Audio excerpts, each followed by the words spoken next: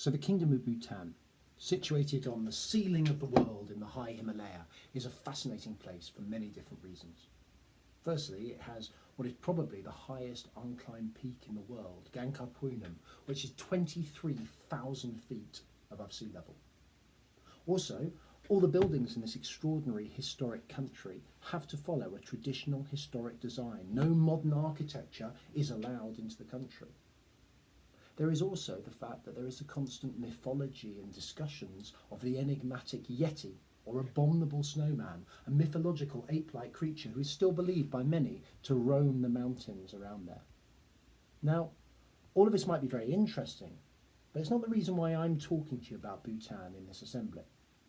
The reason it's important to us today in Britain at this precise moment is that since 1971, Bhutan has championed a very different system of measuring how well they are doing as a state. Every decision that is made in Bhutan by the government is made on the basis of something called gross national happiness.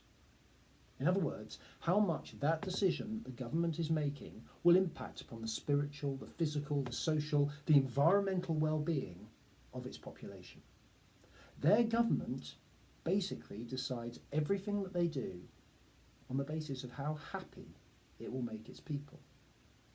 Now, happiness is a very tricky concept to get our heads around, particularly this week, which in a normal year is supposed to be the most depressing week in the whole calendar, an issue that is only compounded by the current situation that we find ourselves in. People often mistake the idea of instant gratification for happiness. For example, when I finish recording this assembly, it's pretty much inevitable that I'm going to eat a chocolate. I've got a whole box here, it's sitting there, it's looking at me, and the moment I finish doing this recording, it's going to be very hard for me not to take one out of that box and eat it. Now that chocolate will bring me a brief moment of joy, a brief moment of gratification, which is great, nothing against that.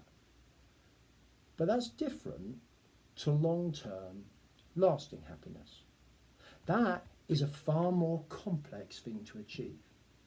Long-lasting happiness is not about gratification. It's not about constant joy. It's not about an overwhelming sense of wealth or fame. It's instead about a feeling of security, a feeling of contentment. It's about liking yourself. It's about looking after yourself. It's about being kind to yourself, particularly when things are tough. Now, if we think about the science of happiness for the moment, then we need really to understand the brain. And the area of our brain that is most responsible for happiness is the hippocampus, a complex brain structure buried deep inside our temporal lobe. Now, the hippocampus plays a major part in our memory, in our learning, but it also controls our feelings of contentment, self-esteem, happiness. If this part of the brain is damaged or stressed, then that has huge potential to impact on our own feelings of well-being. So, how do we look after this area of the brain?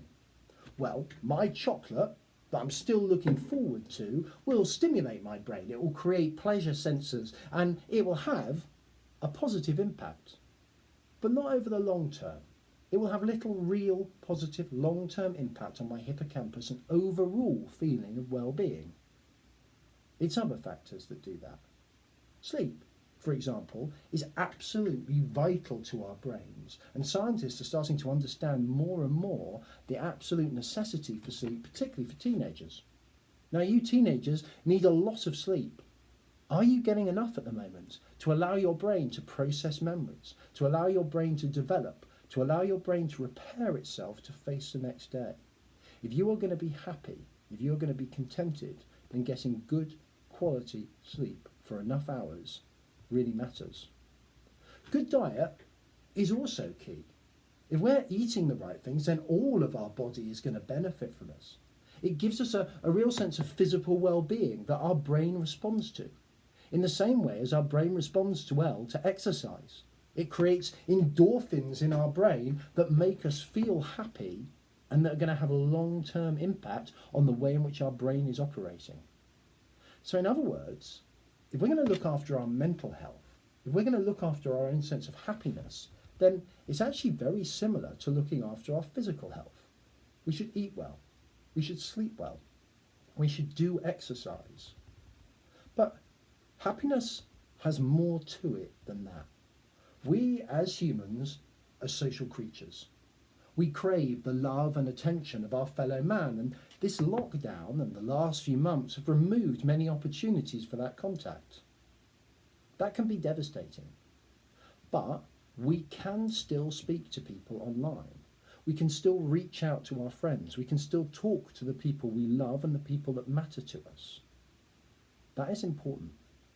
If we don't take opportunities to talk to our fellow man, then it is going to seriously impact upon our happiness. Therefore, if we are going to be happy in this challenging situation, you need to take the opportunity to reach out to your friends, to your family. You need to talk to them. Check they're okay.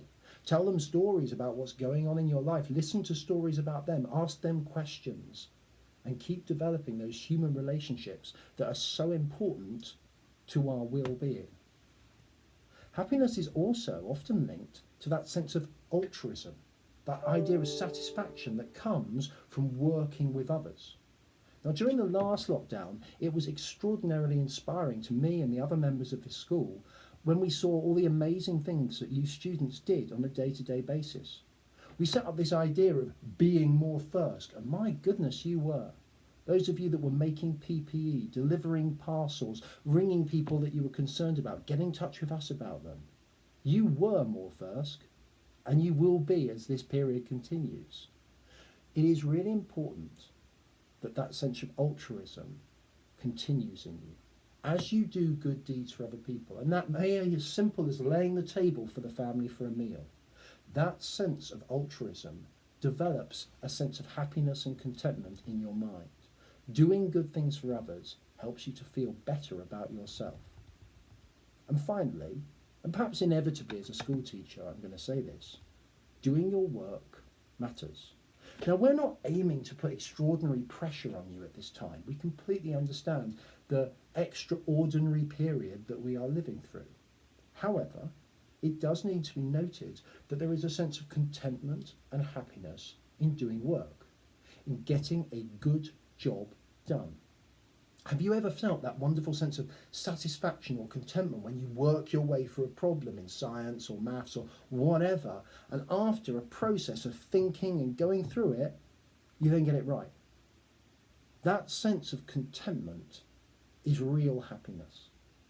And that is what we're looking for with the work that you're doing. Work on your academic studies when you're not in school, not just because it's good for you as a scholar, as someone who is going to do well in school, but also because it's good for your sense of mental health. It's good for your sense of well-being. It will make you a happier person. And if there's things that you don't understand, don't beat yourself up about it. Of course it's going to be difficult. You haven't got your teachers there constantly to help you, but we are there. We are constantly there online to help you. We're on Teams, we're on email, we are desperate to make sure that you are able to get the same support that you would get if you're in school. So get the satisfaction of doing the work, but also know that the support is there if you're finding things hard. So all of this brings me back to Bhutan. Now, as I said at the start of this assembly, in Bhutan, they run things on the basis of happiness.